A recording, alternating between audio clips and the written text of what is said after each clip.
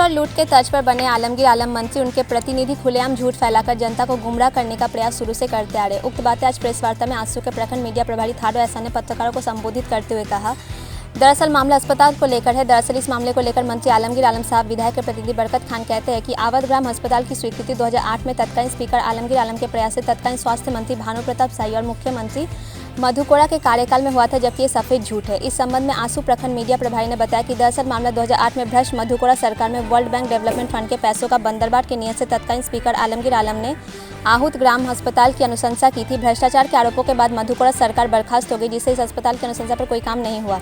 2009 में विधायक बनने के बाद अखिल अख्तर ने विधिवत तरीके से इसकी दोबारा स्वीकृति कराया, अस्पताल निर्माण का कार्य चालू करवाया। विधायक निधि द्वारा अस्पताल के लिए गलत स्थान चयन करने की बात कहना मूर्खतापूर्ण है। वहीं 2014 में तत्कालीन विधायक अखिल अख्तर के कार्यकाल में अस्पताल की स्थिति निर्माणाधीन थी।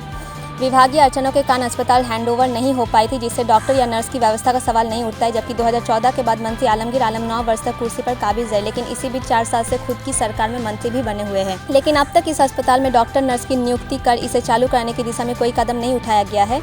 अब आलमगीर आलम के प्रतिनिधि के द्वारा मरम्मत का टेंडर की बात कही जा रही है, जबकि 2014 में इस अस्पताल को परिपूर्ण रूप से बनाया गया था, लेकिन इसे छोड़ दिया गया जर्जर होने के लिए। दरअसल भवन निर्माण में पीसी पगड़ी और कमीशन के नियत से टेंडर निकाला जा रहा है, जबकि मंत्री ने इसमें डॉक्टर नर्स और अस्पताल के संसाधन की उपलब्धता के बारे में कोई पहल नहीं किया है। मरम्मत होने के बाद भी क्षेत्र के लोगों को स्वास्थ्य व्यवस्था मुहैया होने की संभावना नहीं है। क्षेत्र में स्वास्थ्य व्यवस्था का हाल लोगों को भलीभांति दिख रही है। उन्होंने आगे बताया कि यहाँ की अधिकांश गरीब जनता जो अपना बहुमूल्य जनादेश देकर आलमगीर आलम को प्रदेश का मंत्री बनाया, वो कहाँ जाएंगे और अपना इलाज कैसे करवाएंगे, इसकी जवाबदेही मंत्री और उनके प्रतिनिधि को देना चाहिए। एक रिपोर्ट। प्रेस मीडिया के सभी बंधुओं को नमस्कार, आदाब। आज हम लोग चर्चा करेंगे माननीय ग्रामीण विकास मंत्री जी के गृह पंचायत में स्थित एक बंद पड़े अस्पताल का, जिसका एक वीडियो पूर्व विधायक अखिल अख्तर जी ने अपने फेसबुक में शेयर किया था और सवाल उठाया था कि कैसे उनके कार्यकाल में बना एक अस्पताल जो है जर्जर अवस्था में पड़ा हुआ है, लोगों को समुचित स्वास्थ्य व्यवस्था यहाँ के लोगों को नहीं मिल पा रहा है। और इसी वीडियो को लेकर के माननीय मंत्री जी के विधायक प्रतिनिधि जनाब बरकत खान जी ने इसको लेकर के अपनी प्रतिक्रिया दी थी। विभिन्न समाचार पत्रों और सोशल मीडिया के माध्यम से जानकारी हमें भी मिली। उनके जवाबों को हमने सुना तो वो जवाब कम और आरोप ज़्यादा लग रहे थे, क्योंकि उनके पास जवाब था नहीं। जवाब देने के बजाय वे आरोप पढ़ने का काम कर रहे थे। उन्होंने स्वीकृति की बात कही कि ये अस्पताल का जो स्वीकृति है 2008 में हुआ था, लेकिन ये सफ़ेद झूठ की तरह है। अगर इसमें सच्चाई जरा सी भी है तो मैं चुनौती देता हूँ माननीय विधायक प्रतिनिधि को कि वे जनता के सामने आए और उस स्वीकृति पत्र को जनता के पटल पर रखे। और यदि आप झूठ बोल रहे हैं तो जनता के सामने आपको माफ़ी मांगने की ज़रूरत है। इस स्थान का चयन को लेकर के भी उन्होंने आरोप लगाया था, लेकिन इस स्थान का चयन के बारे में मैं बता दूं कि जब अस्पताल का निर्माण हो रहा था तो आहूत ग्राम पंचायत में उस तरह का जगह कहीं मिल नहीं रहा था और कोई देने के लिए भी तैयार भी नहीं थे। लेकिन काफ़ी मान मनोवल और अखिल अख्तर जी का अथक प्रयास के बाद स्वर्गीय अभी जो है नौशाद अली जी ने अपना रैयती ज़मीन देने का काम किया था, जहाँ पे अस्पताल निर्माण का काम हुआ था। और ये लोकेशन जितना ख़राब वे कह रहे हैं उस तरह का तो है नहीं। अभी भी आप जाइए जो बरहरवा और फरक्का पथ में जो है उसके तो वेल कनेक्टेड उसके बगल में ही जस्ट वो स्थित है। जहाँ तक डॉक्टर और नर्स की नियुक्ति का सवाल है तो जब अखिल अख्तर जी विधायक थे उस समय तक 2014 तक उनका कार्यकाल था और उस समय तक यह अस्पताल निर्माणाधीन था, यानी बन रहा था। और विभागीय अड़चनों के कारण जो अस्पताल का भवन था वो हैंडओवर नहीं हो पाया था उस वक्त तक। तो वे ये भी झूठ बोल रहे हैं कि 2 साल उनके पास समय था।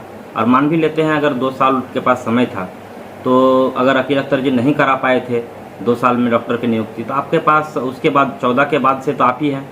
आपके पास 9 साल का समय रहा, आपने क्या किया अभी तक? ये 2 साल आपको पर्याप्त लग रहा था, लेकिन आपका जो 9 साल है ये आपको पर्याप्त नहीं लग रहा है क्या? जहाँ तक मरम्मती का सवाल है तो ये एक सोची समझी और जनता इसके बारे में जानती है, क्योंकि मरम्मती जो है वो किस नीति और किस नियत के तहत किया जा रहा है जनता को बताने की आवश्यकता नहीं है। क्योंकि अस्पताल 9 साल से जर्जर पड़ा हुआ था, खंडहर बना हुआ था, इसकी सुध को किसी ने नहीं ली। अब जब चुनावी वर्ष आने के कगार पर है तो जनता को लुभाने के लिए और जनता को बरगलाने के लिए जो है एक टेंडर जो है बनाया जाता है इस अस्पताल का। 9 साल से जो जर्जर था उसका टेंडर आखिरी वक्त पर चुनावी वर्ष में प्रवेश करने के समय में बनाया जाता है, ताकि जनता को गुमराह किया जा सके। और इस टेंडर के जरिए वे कमीशन खोरी और किसी पगड़ी का खेल करने वाले हैं, ये जनता को पता है। ये बताने की मुझे आवश्यकता नहीं है, क्योंकि इससे पहले भी लोगों ने देखा कि किस तरह से विभिन्न तरह की सड़कों और विभिन्न तरह के निर्माणों पर जो है कमीशनखोरी और लूट-कूट का खेल इस प्रदेश में और इस क्षेत्र में चला है। वे अस्पताल मरम्मति के बाद यहाँ के लोगों को स्वास्थ्य सेवा देने का बात कर रहे हैं, अस्पताल को चालू करने का बात कर रहे हैं, लेकिन ये बिल्कुल असत्य प्रतीत हो रहा है, क्योंकि उन्होंने केवल अभी तक टेंडर के बारे में पहल किया है। और अस्पताल अगर चालू करने का उनका मंशा रहता या उनका जो है सोच रहता अस्पताल को चालू करने का, तो वे जरूर से डॉक्टर की नियुक्ति के लिए वहाँ पे प्रयास करते या नर्स की नियुक्ति के लिए प्रयास करते। दवाई अथवा जो इंफ्रास्ट्रक्चर लगेगा अस्पताल के अंदर, ये जो संसाधन लगेंगे उनको जो है व्यवस्था करने के लिए वे पहल करते। केवल टेंडर निकाला है, विभागीय टेंडर है, अब इसका आगे क्या होगा वो खुद उसका बेहतर जवाब दे सकते हैं।